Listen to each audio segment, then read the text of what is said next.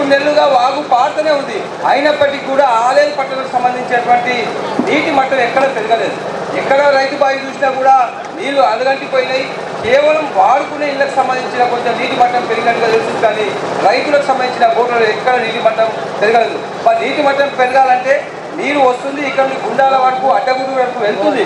కానీ ఆలేరు ప్రాంతంలో ఈ ప్రాంతం అంతలో చెక్ డ్యామ్లు నిర్మాణం చేసుకుంటే ఆ చెక్ డ్యామ్ల ద్వారా నీటిని మనం ఆపుకునే పరిస్థితి ఉంది. కాబట్టి తద్వారా నీరు మనకు ఉపయోగపడుతుంది. రైతు సస్యశ్యామలంగా ఉంటేనే ఈ సమాజం సస్యశ్యామలంగా ఉంటుంది. అనేక గతంలో ఉన్నటువంటి ప్రభుత్వ కార్యాలయాలు కూడా ఇక్కడ ఉన్నటువంటి ఆర్ఎంపీ ఆఫీసే కావచ్చు, ఆర్ఎంపీసీ ఆఫీసే కావచ్చు, కేఆర్ కార్యాలయం కావచ్చు, అన్ని పాలకుల స్వార్థంతో విభజించి యాదగిరిగుట్టు తీసుకుపోయిన పరిస్థితి. అంతేకాకుండా మనం ఎన్నో ఏళ్లుగా చూస్తూ ఉన్నాం. ఆలేరు వాగు పైన బ్రిడ్జి, పెద్ద బ్రిడ్జి ఉన్నది. ఆ బ్రిడ్జి కనీసం మనం చిన్నప్పటి నుంచి ఎప్పుడు చూసినా అదే ఇరుకుగా ఉంది.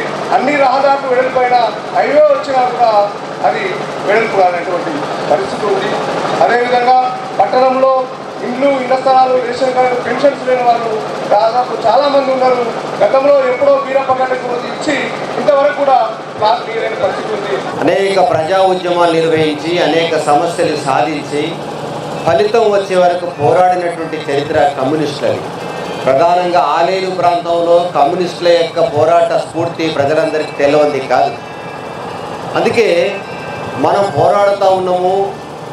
ఒకవైపు బూర్జా పార్టీలేమో పోరాడకుండా ప్రజల్ని మభ్యపెట్టి ఓట్లు వేయించుకుని వాళ్ళు గెలుస్తున్నారు. పోరాడుతున్నటువంటి కమ్యూనిస్టులు మాత్రం గెలవట్లేదు. కొన్ని చోట్ల కమ్యూనిస్టులు గెలుస్తూ ఉన్నారు. అక్కడ ప్రజల యొక్క చైతన్యం ప్రధానంగా కనిపిస్తున్నది. ఆలేరు పట్టణంలో కూడా సిపిఎం పార్టీ అనేక సమస్యల మీద పోరాడుతున్నా ఎందుకు ఈ బూర్జా పార్టీలు సిపిఎం వెనకాల ఉన్నటువంటి జనాన్ని ఎందుకు చెదరగొడుతున్నారు అనేది కూడా అర్థం చేసుకోవాలి. ఏం కష్టం చేయరు వాళ్ళు, ఎలాంటి ఉద్యమాలు చేయరు, ఏ పోరాటం చేయరు.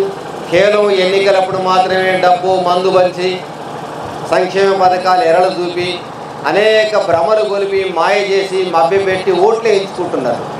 అందుకని ఈ సమస్యల పరిష్కారం కోసం పోరాటాలు చేయటం తప్ప ఇంకొక మార్గం లేదని ఇప్పుడే పార్టీ జిల్లా సెక్రటరీ జహాంగీర్ గారు చెప్పారు. వాస్తవం అది. ఆలేరు పట్టణానికి, ఆలేరు ప్రజలకి ఎర్రజెండా కొత్తది కాదు. అనేక పోరాటాలు చేసినటువంటి చరిత్ర, ఎర్రజెండా చరిత్ర ఈ ప్రాంతానికి ఉంది. మేము పుట్టక మునుపు నుంచే ఎర్రజెండా తరఫున ప్రజల కోసం పనిచేసి అనేక మంది త్యాగాలు చేసి అమరులైనటువంటి గడ్డ ఆలేరు గడ్డ. అందుకని ఆలేరు గడ్డకి మేము వచ్చి ఉపన్యాసాలు ఇవ్వాల్సిన అవసరం కాదు. కానీ బాధలు ఎక్కువైతుంది. ఆ రోజుల్నే బాధలు ఉన్నాయి అనుకుంటే ఆ రోజుల్నేమో అవుపడే బాధలు, ఇప్పుడు అవుపడని బాధలు. ఆ లెక్కలు చూస్తే అప్పటికన్నా ఇప్పుడే ఎక్కువ బాధలు ఉన్నాయి ప్రజలకి.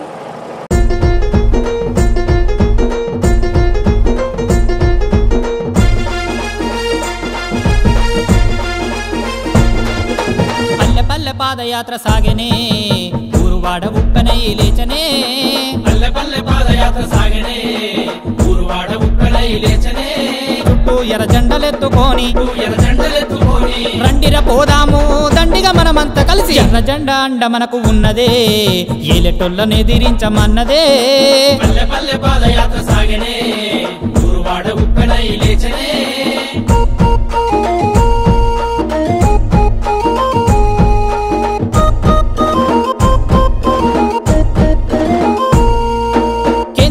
బీజేపీ రాష్ట్రంలో కాంగ్రెసు, కేంద్రంలో బీజేపీ రాష్ట్రంలో కాంగ్రెసు. వీడిపోయి వాడొచ్చే, వాడిపోయి వీడొచ్చే, వీడిపోయి వాడొచ్చే, వాడిపోయి వీడొచ్చే. ఎవడొచ్చినా ఏమున్నదే, ఏలెటోళ్ళ మాట నీటి మూటలే. ఎవడొచ్చినా ఏమున్నదే, ఏలెటోళ్ళ మాట. తమ సమస్యలను పరిష్కరించాలని చెప్పేసి చైతన్యాన్ని మనలో వచ్చినప్పుడే ఈ సమస్యలు పరిష్కారం అవుతాయి.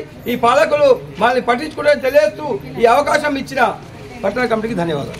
మన ప్రజా సమస్యలపై టౌన్ కమిటీ చేస్తున్న పోరాటానికి వ్యవసాయ కార్మిక సంఘం మండల కమిటీ నుండి పూర్తి మద్దతు చెప్తున్నాం. అదేవిధంగా ఇక్కడ జరుగుతున్న సమస్యలో భాగంగా ప్రతి విషయాన్ని ఒక మెమోరాండం ద్వారా ఓ ఇళ్ల స్థలాలు ఇవ్వాలని వీళ్ళే చెప్పారు, వీళ్ళే ప్రతిపాదన చేసిన ప్రతి ఆటికే ధర్నా రూపంగా ఏదో రూపంగా మీకు సమర్పిస్తడం జరుగుతుంది. అయినా కూడా ఇక్కడ స్థానికంగా ఉన్న మనకు స్పెషల్ గా అనుకునే అండర్ పాస్ నిర్మాణం చేస్తే దాని పనులు తొందరగా జరుగుతలేవు, కొన్ని ఏళ్ల నుండి జరుగుతున్నాయి, పెండింగ్ లో ఉన్నాయి. అదే విధంగా మన వాగు ఉన్నది, పెద్ద వాగు సంబంధించింది, ఎంతో మంది చనిపోయారు. చనిపోయిన వారికి వికలాంగులు అయిన వాళ్ళు కూడా ఉన్నారు.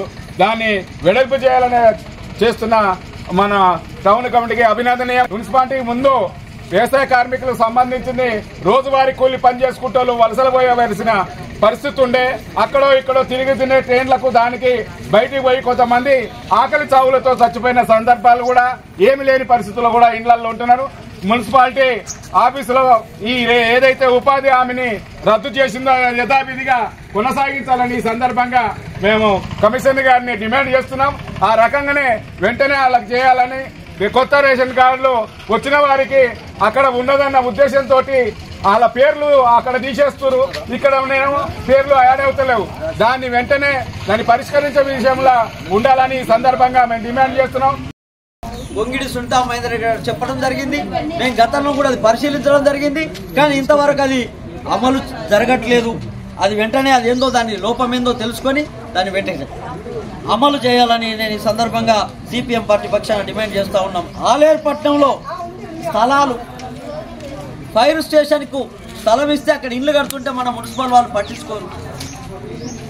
మాధవరెడ్డి ఫంక్షన్ హాల్ కావాలని ఆనాడు అభివృద్ధి కమిటీ ఆలేరులో ఉండిండే. ఆ అభివృద్ధి కమిటీ నిధులతోటి వెచ్చించి ప్రహరీ గోడ 37లో పూర్తి చేయడం జరిగింది.